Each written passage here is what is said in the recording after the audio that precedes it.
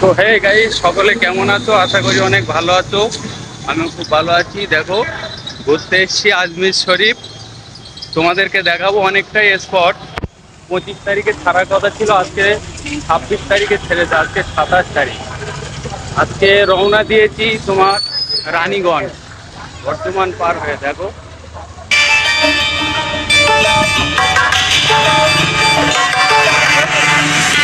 তোমাদেরকে দেখাতে থাকবো পরপর।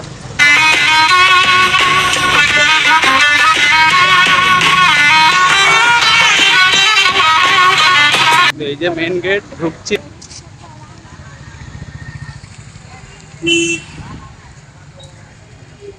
অনেকটাই লেট হয়ে গেল আমাদের। 2:30 3টে বাজতে চললো, 3টে। রানীগঞ্জের মাজার শরীফে ঢুকলাম। দেখো,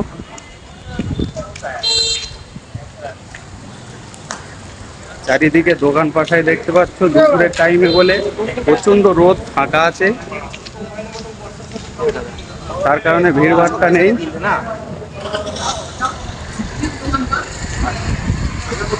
পুরোটা তোমাদেরকে ঘুরিয়ে দেখাবো। এখন যাচ্ছি গোসল করতে আমরা। এটা ভেতর সাইডটা দেখো।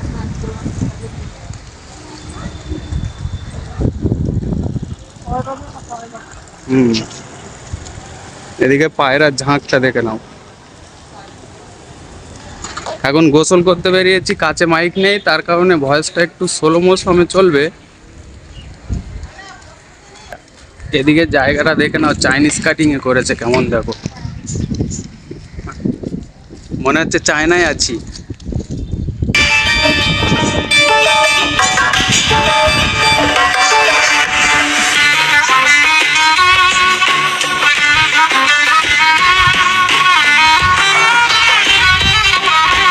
এটা অজুখানা আগে ছিল, এখন নেই।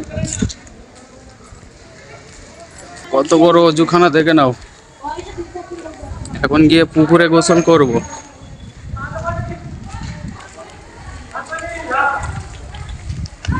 এই যে এ সাইডটা যত টুরিস্ট পর্যটক আসবে সবার জন্য খাওয়া, থাকা, রান্নার জায়গা করে দিয়েছে। এই যে দেখো, এটা হলো রানীগঞ্জ, বর্ধমান ডিস্ট্রিক্ট।